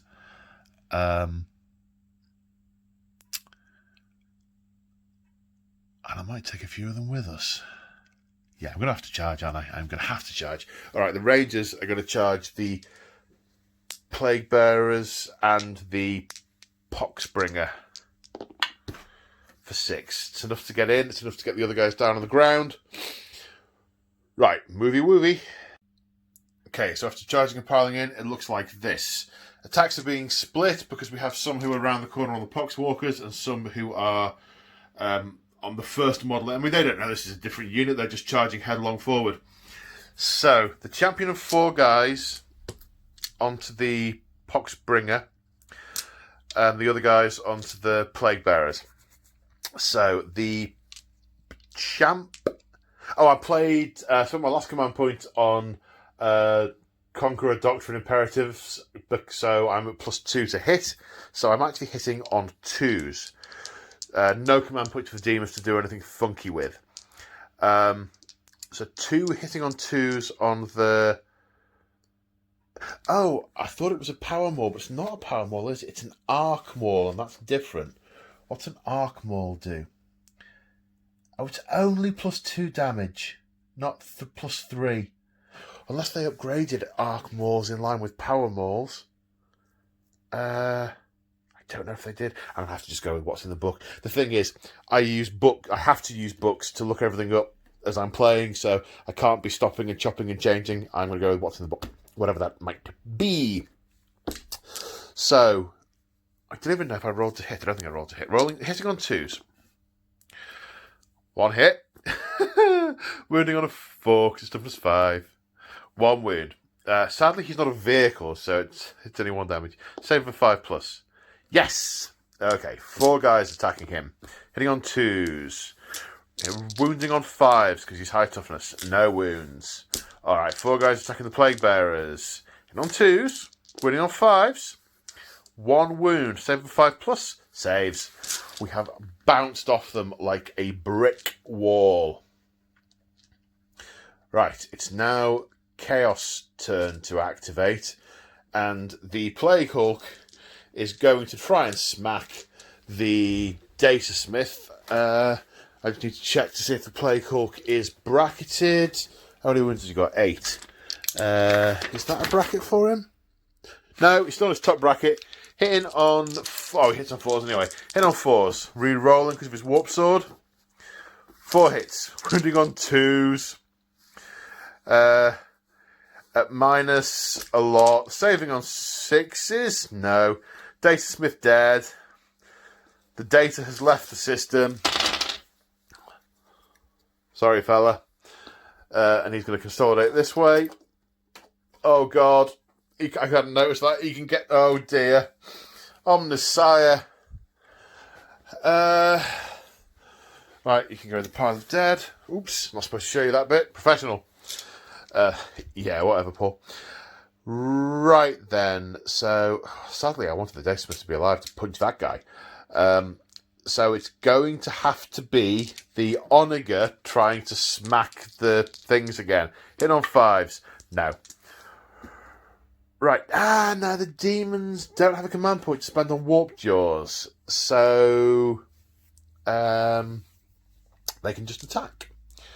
With different colour dice, please. 3 attacks each. Strength 6. Minus a whole bunch, 2 damage. Hit on 4s. Wounding on 5s. 2 wounds. Saving on 6s. No saves. That's 4 more damage. Taking him down to 6. Right. Now the Poxbringer. Oh, he's got a special sword. I forgot he had a special sword. 3 attacks from the Poxbringer. Green dice, please. Hitting on 3s? 2s. Oh, he's hard. Hang on. I need to see what the thing can do. +2 strength. -3 D3 damage. Yeah, that's a problem. Strength 7. So wounding on 2s. 3 wounds. Saving on 6s. 1 save. 2 dead. So let's kill those 2 guys. Then the other Plague Bearers are going to pile in. 1, 2, 3, 4, 5, 6. Have I killed the champion? I have taken the champion off. 1, 2, 3. 1 attack each for a Plague Bearer. He said, going past the page too quickly. Plague Bearers, 1 attack each. 1, 2, 3, 4, 5, 6. And on 4s. Oh, that's rubbish. Wounding on that. That's 2 damage because of the Locus of Fecundity. Save. No minus. Is there a minus on a Plague Sword? No minus. Saving on 4+. Fails. So this guy dies. Okay. So everyone has fought leadership. Okay, the Plague Bearers have lost 4. That's a 2. That's 6. They pass. The Rangers have lost 3. They're at +1 leadership, so leadership 8. Hopefully 7. They are fine. Right. It's now Demon's turn 3. Let's see what they can do. Let's see how turn 3 goes. So the denizens of the warp are closing in on the defenders of this beleaguered forge. So we've moved. These guys have souls, they have spirits, and these demons, these Neverborn, are drawn like moths to flame. They wish to extinguish these spirits. It's just their nature, it's just their way. So they are honing in, they're swarming in for the kill. Right, psychic phase. We are going for Nurgle's Rot on a 7. It doesn't get cast. I just want to make everything die. Because, it's fun, isn't it? Well, yeah, okay. Okay, so the Plague Hulk doesn't have any shooting targets because everything's either outside of line of sight or in combat. The Plague Drones are going to throw death heads at that Vanguard guy. Hitting on 4s. Wounding on 4s, rerolling 1s. Sorry, wounding on 3s, rerolling 1s. Straight to 4. Right, 4 saves of 4 plus Scutari plate. Just died, but he did died. So he died. Right, charges. The Plague Hulk into the Scutari. The Blood Crushers into the Who's Your What's It. I mean, yeah, I should be rolling. In 11, in 5. But there's now, it doesn't look like there's any room for the Plague Drones to get to that Tech Priest. So he may survive another turn. Do you want to heroically intervene, Tech Priest? No. No, I do not. Right then, charges first.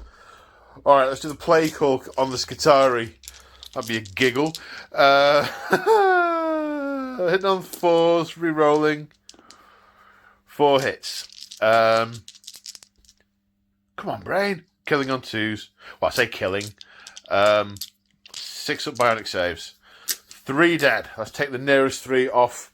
Yeah, let's just take the nearest 3 off. I was going to say I'll do it in a minute, but no, I'll do it right now. Now, other charges. So, let's get a fistful of red dice. The Blood Crushers against the Onaga Dune Crawler. Hitting on 3s. That's this many hits. On the charge, strength 5. Either way, it's toughness 7. It might be 6, but I think it's 5. So wounding on 5s. That's as cocked as you like. Okay. 4 wounds. These 2 are 2 damage. Those 2 are 1 damage. The 2 damage ones saving on 6s.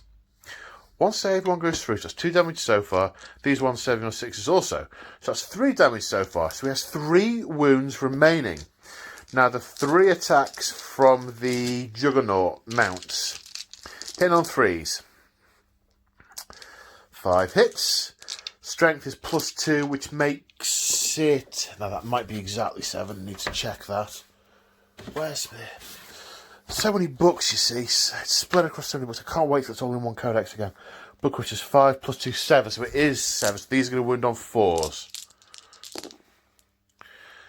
3 wounding on 4s. Now these are only -1. So they're saving on 4s. 3 fail.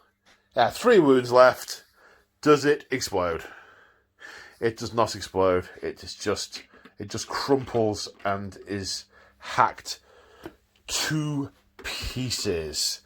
And the Juggernauts will consolidate and engage the Tech Priest Engine Seer. Right. Now on the plus side, it is my turn to pick a unit. So let's try and kill that big, ugly, filthy, rotten demon.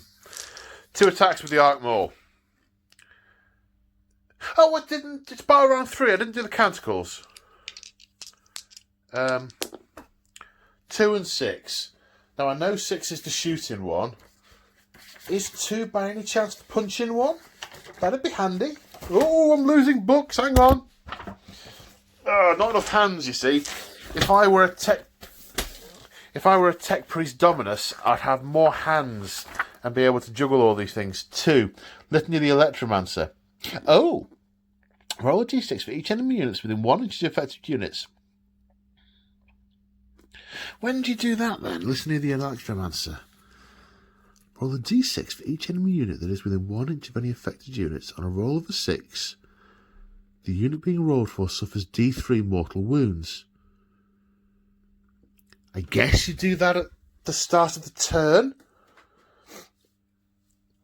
In which case, hang on. Oh, hang on. Where was I with this? I I was looking to see if I got a re-roll on the... I'm going to have to watch that bit back. All right, but first off, did the Screamers take any... No. Did the big guy take any... No. Did the little guys take any... No. All right, that was quick. Right, let me go back and check this. Right, I've worked out what I was up to. My short-term memory is a problem. I was trying to see if I could re-roll that, but I couldn't. Alright, now there's 3 attacks from regular guys onto the Poxbringer. 1 hit, doesn't wound. Okay, now the Poxbringer with his Uber Sword of Death. Hits 3 times, wounding on 2s, minus a lot, saves a 6. No, 3 more die. Let's leave the dude left. Oh, come on. You really should do this off camera, Paul. And actually, the Poxwalker... They're not Poxwalkers, the Plague Bearers are now outside of an inch of that guy, so they can't activate. So, at the start of turn 3, we are going to have 2 Admech models left. Right, the Tech Priest Engine Seer will have some stats, I'm sure. He's got an axe of some sort. I reckon he's got 2 attacks with a power axe. Let's have a look. He's got 2 attacks. He's got an Omniscient axe, which is better. Hitting on that. Omniscient axe is +1. Oh, strength's 4. Wounding on a 3. That's nice. 2 wounds. Get in. 2 demonic saves of 5+. Get out. 2 damage, bringing this guy left to 1. I say guy. I'm not your guy, friend. I'm not your friend, buddy. Right. So that's the end of Demons turn 3. We go straight on to Admech turn 3. Now, is anyone going to fall back? Yeah, this guy's going to fall back. He's going to fall back to there. Right, Las Pistol from the Tech Priest. I wonder if we can core this last Blood Crusher. This guy with 1 wound left. Hit on a 5. Wounding on a 5. Saving on a 4? Unless his Las Pistol's a special one for being a dude. Oh, he's got a servo arm. Of course he's got a servo arm. Should have made an attack with a servo arm. Alright, never mind. Okay. No charges.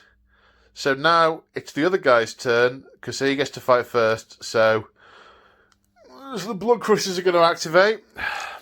They didn't charge, so their attacks have gone down to only 3 each from the Riders. Hitting on 3s. Strength is 5 currently.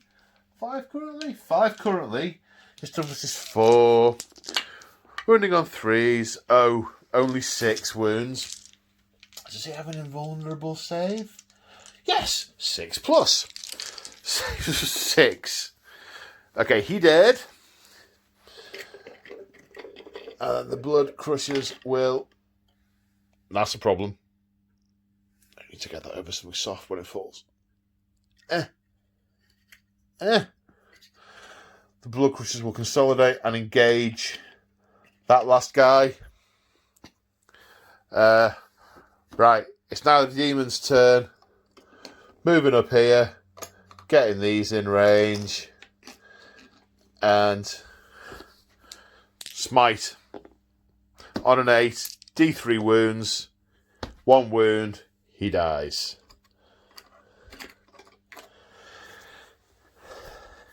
And the demons pry open the doors to the forge. They know that there is something inherently powerful inside.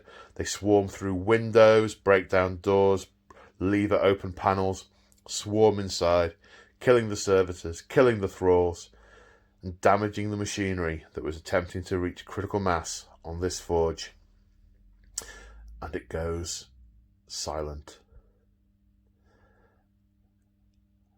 And the enemies, and the servants of the ruinous powers, the enemies of the Omnissiah, will claim this forge, and start, over time, it will mutate and it will be occupied by the Dark Hereticus, the Dark Mechanicus, and start to produce engines of diabolical, demonic nature.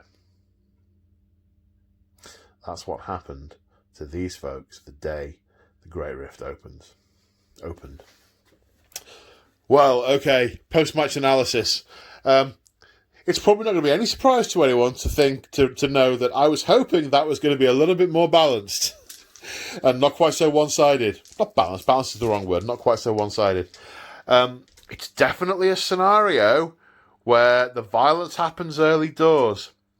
It might have been different if the Admech had got the first turn, but I don't know. I don't want to believe it's all down to that single first turn dice roll. I really don't want to believe that. There were a couple of things that were really, really terrible for the Admech that I think sealed their doom. I think it was one successful attack out of 12 with the Castellan robots on the Plague Hulk.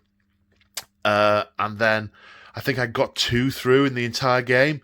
That was bad. For a unit that with the Datasmith was getting on for 300 points, that was bad. And yeah, the Cicatrix Vanguard in the middle, with that combination of things I was using to hit those bloodletters, should have killed a lot more. And there should have been half a dozen of those left in response. And I'd have been able to do more with that because they'd have had arc rifles and all sorts. That said, forgetting the Warp Jaw stratagem and these guys, they were the wrong target. The Dune Crawler was the wrong target for these guys because he was higher toughness. They should have been flying around harrying other things. Should have gone after the servitors with those. But yeah, they didn't do nearly as well as I thought they were going to do. I thought they were going to be vicious, but actually we got them down to 2.5 out of 6, which is pretty good. It's pretty good. What could I have done differently? What would I have done differently? Maybe I'd have had the battle servitors a bit more protected. Maybe the best thing to do for the scenario was to castle and have units being defended by other units. But there wasn't really the space for that. And there were first turn charges across the board. There were a lot of fast demon units. Now I refuse to believe it was just down to the first turn charge, the first turn roll. Although it maybe was. There was a lot of bad luck with the for the Admech. A lot of bad luck. But it was a lot of fun to play. And that's the thing. These scenarios, they're narrative scenarios. There was no scenario in this game where those Admech lived. It was just a case of did they get overrun. And they're in warp space, right? This scenario was not intended to be 50-50 even. This was a forlorn last hope. Could they hold out? And you know what? The Omnicides deserted them. And they couldn't. There was a lot of fun to play. There were not quite so many hero moments as I was expecting. There were a lot of moments, far more of those than there were hero moments, but a lot of fun all the same. I really like the demons. I really like all these units. The problem is now I want to build 4 large Chaos Demon armies so I can play each one separately, as if I didn't have enough to do. It's funny because I'm an addict. So yeah, thank you for watching. If you like my battle reports and you're interested in more, check out channel memberships. There is a level 2 more bat reps option whereby I release a new bat rep each week, every week. So if you want more, check that out. And yeah, so I will see you folks in the next one. Take care. Bye for now.